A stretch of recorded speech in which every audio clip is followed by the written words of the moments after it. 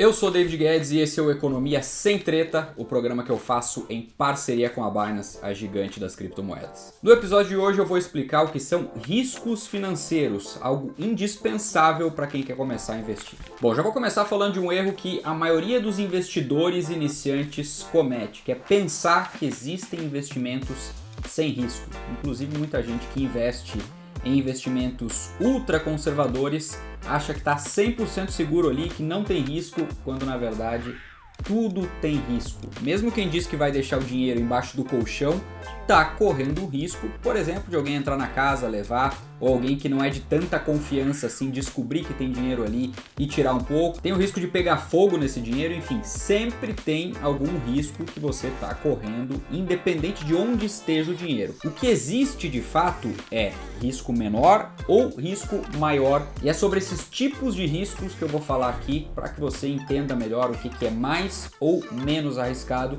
e como você pode fazer para se proteger melhor. Bom, vamos começar falando sobre os tipos de risco. O primeiro que eu trago aqui é o risco de mercado, como por exemplo o risco de investir na bolsa de valores, dada a volatilidade que o mercado apresenta, então aquelas quedas da bolsa representam sim um risco, e o mesmo acontece com juros da outra ponta, quando por exemplo o mercado de juros está muito volátil.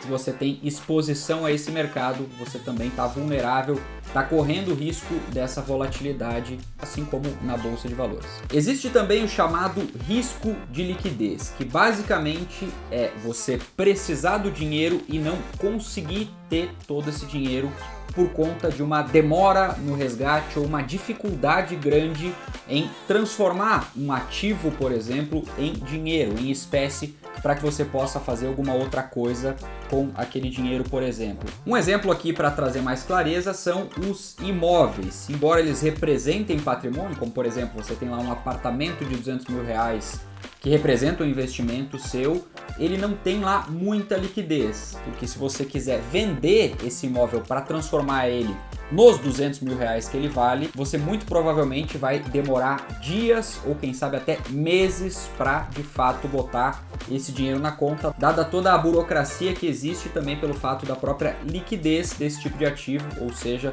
não é você anunciar um imóvel de 200 mil reais que ele está vendido, tem uma pessoa ali com a mala com os 200 mil para te entregar pelo apartamento. A gente sabe que sempre que se anuncia um imóvel, ele tem ali um tempo médio para venda, e isso significa que ele não tem muita liquidez. Se ele fosse líquido, seria muito fácil vender, você teria esse dinheiro, por exemplo, em 1 ou 2 dias. Tem também o risco de crédito, que é aquele famoso risco do calote ou da inadimplência, como por exemplo quando você vai lá e investe em renda fixa, você acha que está 100% seguro, está emprestando dinheiro para o banco, mas se o banco não conseguir te pagar. É exatamente esse o risco de crédito, assim como você pode não pagar o banco pode não te pagar, por exemplo. Outro tipo de risco é o risco operacional, que pode tanto se dar por uma falha humana quanto por um erro de sistema ou de aplicativo. Por exemplo, você tentou fazer uma compra ou uma venda pelo aplicativo, ele confirmou, mas na verdade não executou. Foi uma falha ali na hora. Essa falha pode te trazer prejuízos. Esse é o tipo de risco operacional. E por fim tem o risco sistêmico, onde, por exemplo, se você está exposto ao mercado financeiro, existe o risco de colapso do sistema financeiro como um todo, e esse é um risco sistêmico que você corre.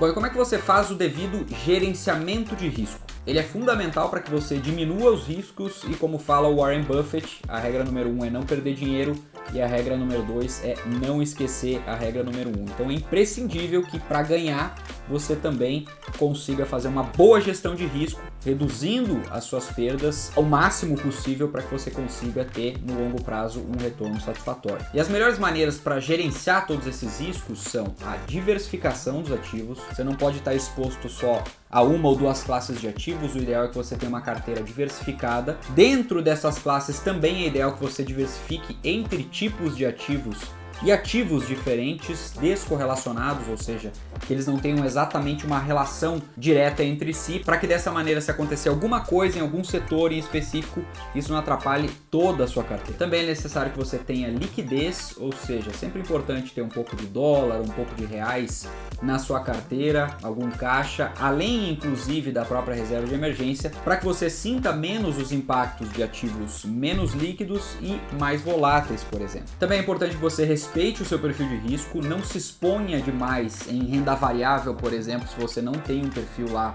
muito agressivo, e que você não se exponha a ativos que te deixam desconfortáveis, que geram problemas para dormir à noite. Você precisa ter uma carteira que te traga tranquilidade acima de tudo. Você também precisa isolar as emoções, elas não são lá muito positivas, não colaboram muito na hora da decisão de investimento. Então você precisa basear as suas decisões de fato na matemática, em métodos e em sistemas comprovadamente e em limites de perda e até para realização de lucros. Por exemplo, você pode estipular percentuais para ter em cada um desses ativos e respeitar eles conforme vai passando o tempo. Se eles subiram demais, você vende um pouquinho. Se determinada classe caiu demais, você compra um pouco mais delas. Essa estratégia se chama estratégia de rebalanceamento de carteira, muito eficientes para que você proteja o seu patrimônio e tenha, no final das contas, retornos acima da média. Se você fizer trades, por exemplo, é ideal estipular limites de entradas e saídas e também os seus stops. Quanto você topa perder,